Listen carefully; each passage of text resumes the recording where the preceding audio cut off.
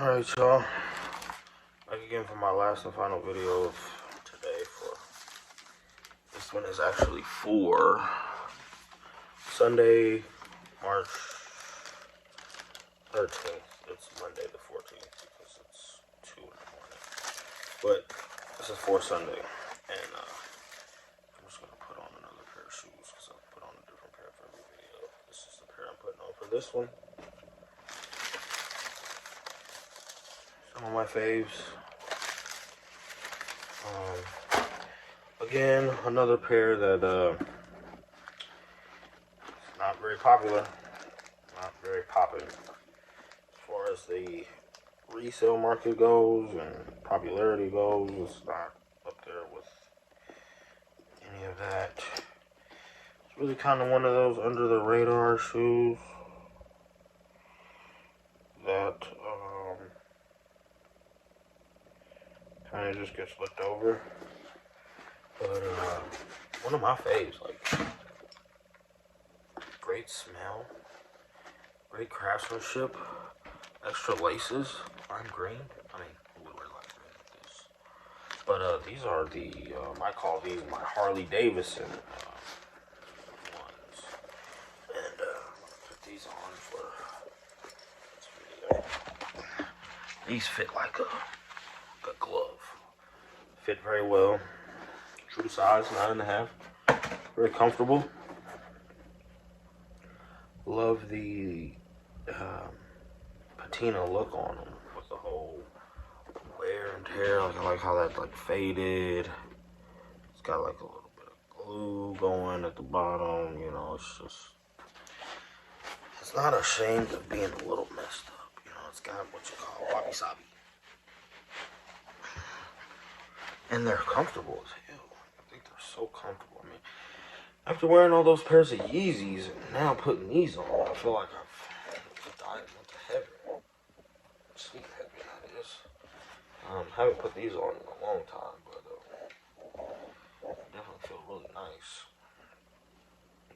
Definitely my size. Definitely the size for me. Like, my toe is literally at the bottom of the stitching on these, so like this part right here, it's like literally right there. Right below the stitch. It's perfect. So for today, didn't do much. Finally took Lace and the kids back to Anderson, so they're home now.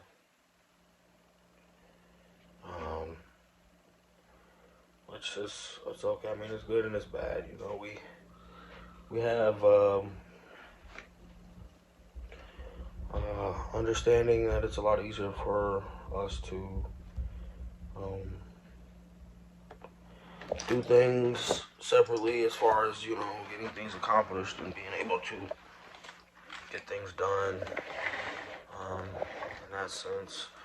But also, you know, we do struggle with being apart because it's hard, you know, to be in a relationship and not be near each other very often. It's kind of like if I was to work out of town and have to commute, kind of only have time for each other on the weekends and stuff.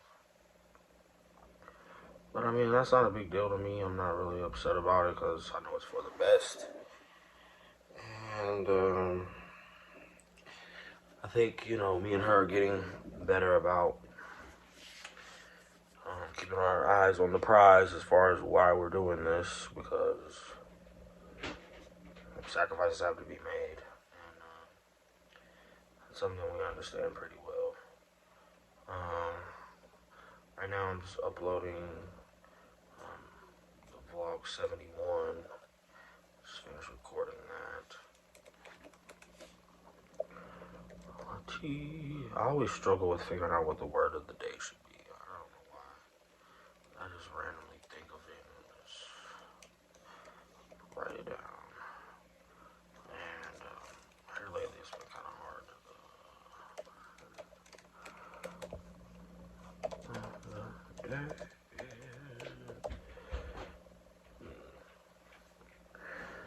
What should the word of the day be?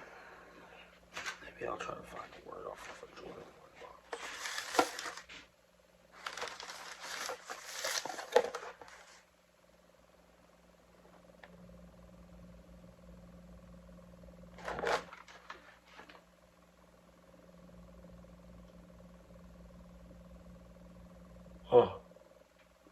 Don't really have much inspiration on that box. Let's see. I guess I'll use inspiration.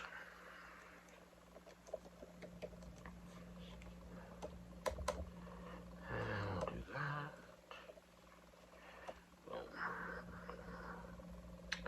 But yeah, so took her home, the kids. Didn't stay very long, just dropped them off early because I wanted to get back. On the way there, I actually went ahead and got my car insurance set up. I got all that stuff out of the way. She helped me with that. So that was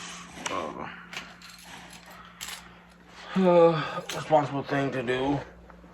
Glad I got that done because didn't want to not get that done.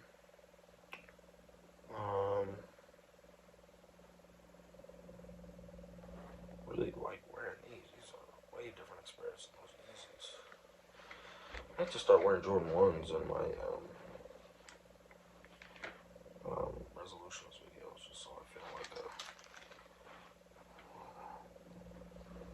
I don't know what I feel like right now. I just feel like myself with nice shoes on. My feet are comfy. But again, I don't want to keep making these videos about shoes and my feet because I feel like I sound like somebody with a foot fetish, which I don't, because I don't like feet. I just like shoes. Weird, right? But so yeah, took her home, came back. I took my mom to the ATM. She had to deposit some money into her account, and stuff like that. But other than that, man, I really just been relaxing, spending time with the kids. Had a good weekend. Avery got picked up around 4:30, almost 5. Had a really, really good night with her. She was super sweet. It really melts my heart to spend time with my little babies because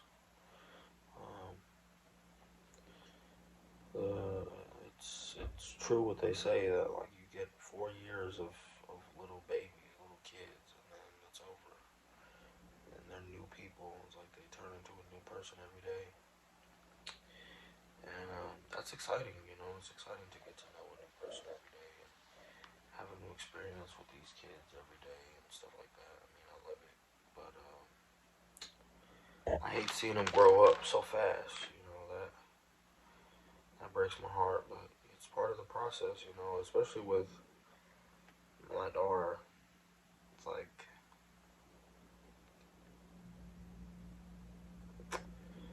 a little bit of time that I get to see her is really like taking its effect on me because it's like only seeing her on weekends or every other weekend or when I go and hang out with her at her house is like less than half of her life. And that hurts my heart. I mean, because I have multiple children that I'm trying to be there for and help raise that I see less than half of their life thus far. And it's like, I never wanted to be like an absent father or someone that wasn't around for their children. It kind of just happened organically because it's like,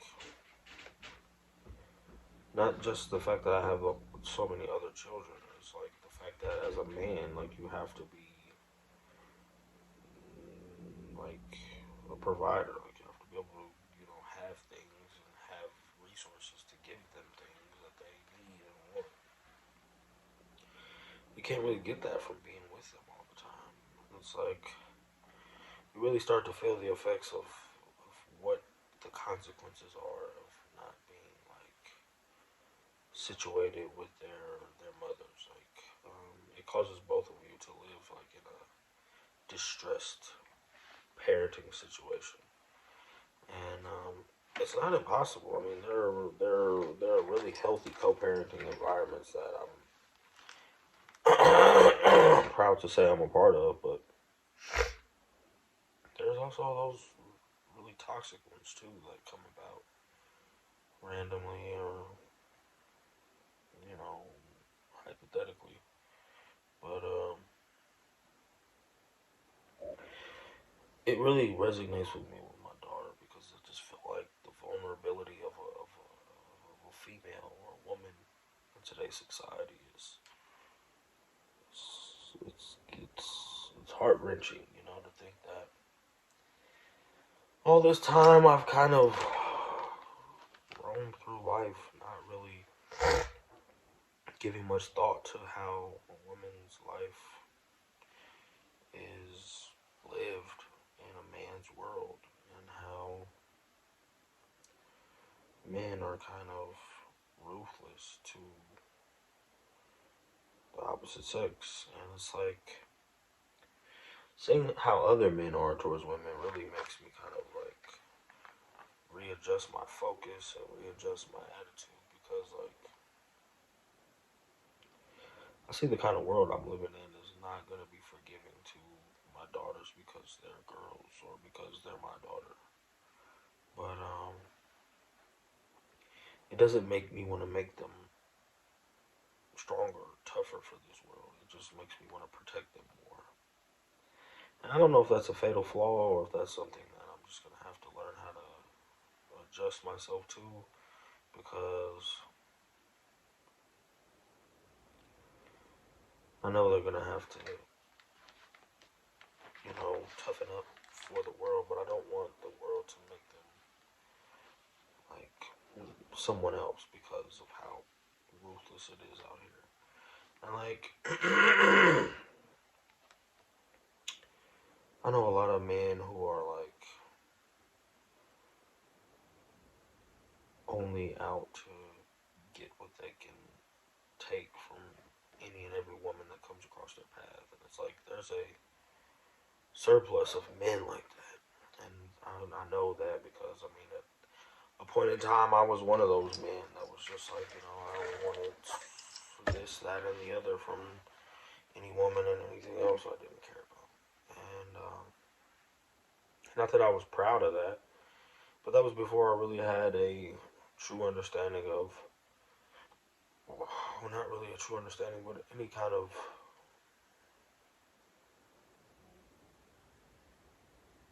interest in understanding what it's like for a woman. And I feel like my daughters have definitely opened my eyes up to see how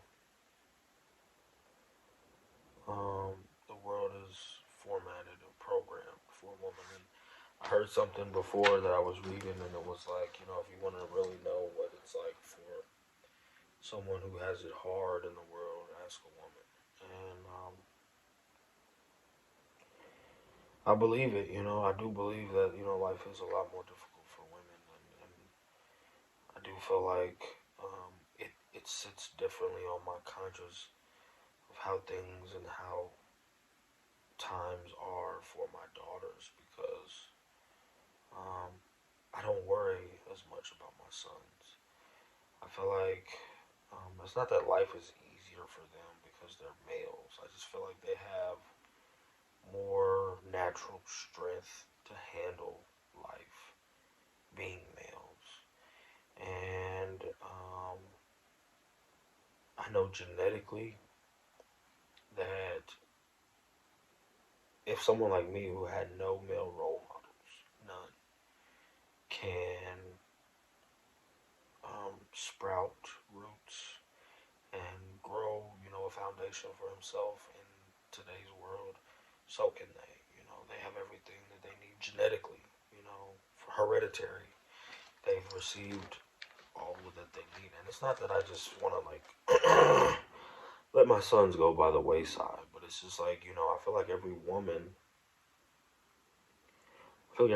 looks at her daughter like, oh, I know she's got what she needs because I'm her mom. I know she's capable. Like women are just tougher on their daughters because they know what it's like to be a woman and they know how to get their daughters to understand how life works and that they can do it. I, on the other hand, feel like the same mentality. Is just like I don't want to force too much um, authority or um, pressure onto my girls because their position in society to provide and deliver and protect is not the same. You know, they have a different responsibility in society. Their responsibilities are um, like my sons. They are what they make of it, you know, because they can grow up to do whatever they want. If they want to be, you know, providers and protectors, they can. My daughters can do that just as well as my sons can. But I want my girls to, and this sounds like, it sounds really difficult to say, but I want them to be with someone who does that stuff for them. Like, I want them to, and I'm not saying it has to be a man, because I know they can find, you know, protection and someone who will provide, and a woman as well. But I want my girls to be the type of women that have things provided for them, like how I protect them and provide for them, and how their mothers protect them and provide for them when I'm not around.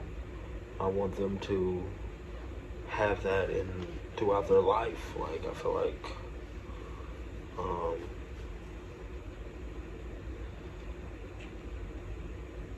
I just feel like I don't know why I feel that way.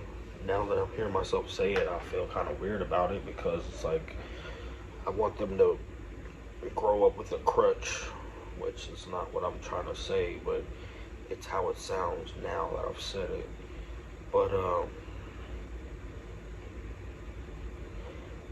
basically what I'm trying to say is I want them to be girls. Like, I want my girls to be girls. I want them to have the lifestyle of, you know, a girl, the one that, you know, someone wants to take care of and someone wants to help provide things for, you know, just girls. I don't know if there's any other better way for me to describe that, but it's hard to try to help somebody become that when you don't know really what that entails. And it's like,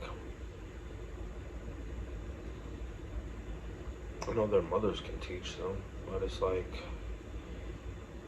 it's not just their responsibility. I mean, it's a group effort, like they say, you know, it takes a village. It really does. It really does take a village. And I had talked to my daughter's mom earlier this week about disciplining my daughter and correcting her. And it's like I realized from that conversation that we don't see eye to eye on how that should be done, you know, successfully or healthy. And that's also something that I think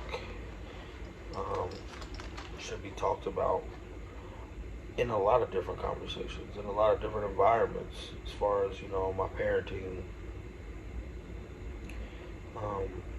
realm. You know, I need to have that conversation with multiple people, just for, you know, communication's sake. But I just feel like there's a different kind of stress and a different kind of worry and a different kind of connection between me and my daughters and me and my sons. Like, I have a really close connection with my sons, but I've also have a very firm and dominant presence over them. I think it's kind of conflicting when they see me with my daughter because I'm very different. I'm very more lenient and very more patient.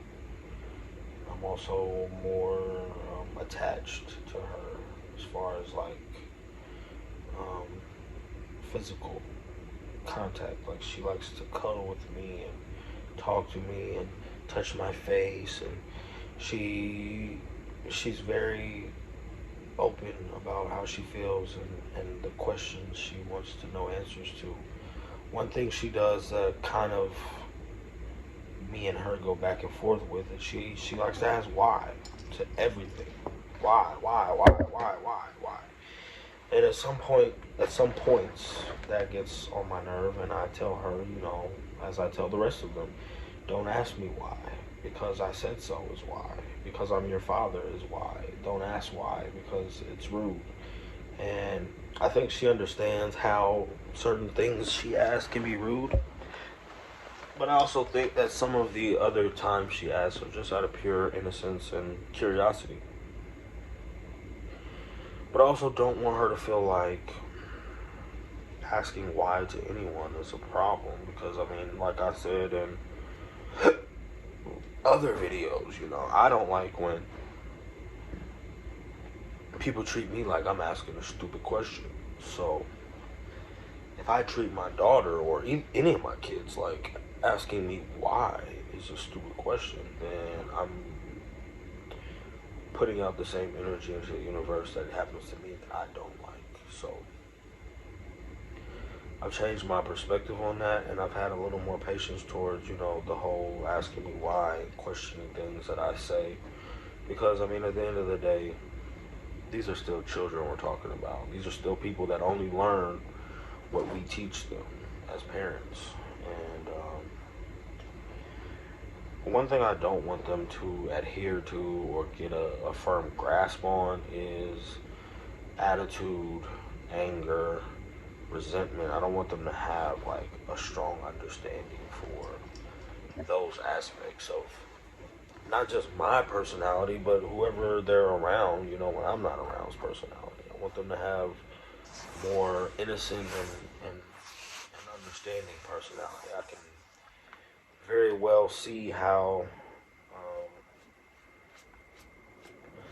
some of them are grasping onto parts of personalities that I'm not a huge fan of. But at the same time, they're not like concrete, set in stone things that can't be, talked about and adjustments made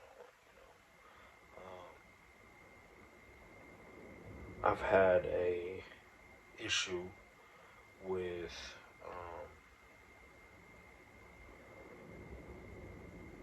physical discipline of, some of my children. Mainly because it's a natural reaction for me to think that if I'm being ignored or disrespected or not listened to, I have to physically correct the action. It's like the Bible says, spare the rod, spare the child. I feel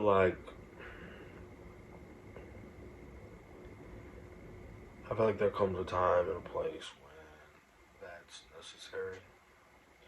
And I've also realized that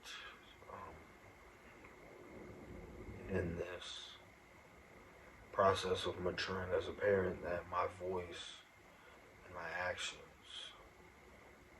are two different, very effective correctors. So, for example, um, each and every one of my children, if I stare at them long enough, will just break down and cry. Each and every one. 7 people become emotional just by my glare. That's not an accident. That's not I can stare at other people, strangers, for hours, days, and they won't care two shits about me staring. I stare at my kids, they're hurt. Not only that, I can have full on screaming fests with almost anyone, and they won't care. They will just keep screaming back. I would probably break down before someone I was screaming at would. Not my kids. My volume makes a huge difference in my children's emotions. Because 9 times out of 10, 10 times out of 10, the volume I have in these videos is the volume I have with them. So when that raises or spikes or tweaks, and it's not in like a humorous way or a funny way or in a way that they're like used to or comfortable with, their emotions get the best of them. Each and every one of them. And that's not an accident either. That is information that I need to use to my advantage because I'm not trying to raise physically abused children. I'm not trying to be a physical abuser. I'm smart enough, mature enough to know that my voice and my glare is enough to lead to the correction that I'm asking for if taken heed of. Sometimes they not trying to hear nothing that I'm saying. They don't care how hard I'm looking. They just want to feel their they want to feel their depth into my patience. And that's a testament to their curiosity, something that I don't want to negatively diminish from their personality. I want them to keep that. I just want them to be more responsible with how they direct it. Because directing your curiosity at your parents isn't always the best idea. I've learned that. But I don't want to be one of those parents that's like anti-patience towards a child's curiosity because that's a pivotal part of your growth. It's like knowing where and what you would like to explore and then filling those boundaries. I don't want to put those boundaries on their minds. But at the same time, I feel like there has to be some form of boundaries made in order for them to realize, which direction they would prefer to um, take a risk into. But all in all, I just think that the time I spend with my girls is quite precious to me. And especially my oldest daughter because time is getting her. Um, I'm not gonna say time is making her grow away from me. I'm just gonna say time is making it to where um, it's more important for me as a father to want to be a better role model and example to her for what type of quality of men she sees and she notices and she's around. I'm not saying I want my daughter to find someone that is just like me. I want every one of my children to aspire above, be light years above where I am or where I've been or who I am. And that's just something that I want for them. And I can't make them want that for themselves. But what I can do is hold on. What I can do is try to put that example in front of them so that um, the caliber of parent that they have is up to a standard that they feel like is where they can set the bar. Because if I'm just some scum my whole life and that's where they set the bar, they're not going to look too far above that for what they find. And that'll be my fault. That'll be for me to blame. They can blame that on me for not giving them, the example that, would have been better for them to see quality in people, which is something that is very important to me about putting in front of my daughters, especially because it's like a weird connection of how the opposite sexes get like better information. Like I learned a lot about women, especially the ones that I wanted, from how my mom was. Like for a while, I was kind of thrown off by women who had like bisexual or lesbian ideals because I knew my mom had that personality or lifestyle, whatever you want to call it, and she got with my dad to get pregnant and left. So I was kind of like, I don't want a girl like that because, that set me up for failure. But at the same time, it was like, there are good qualities about my mother that I did want to find in someone.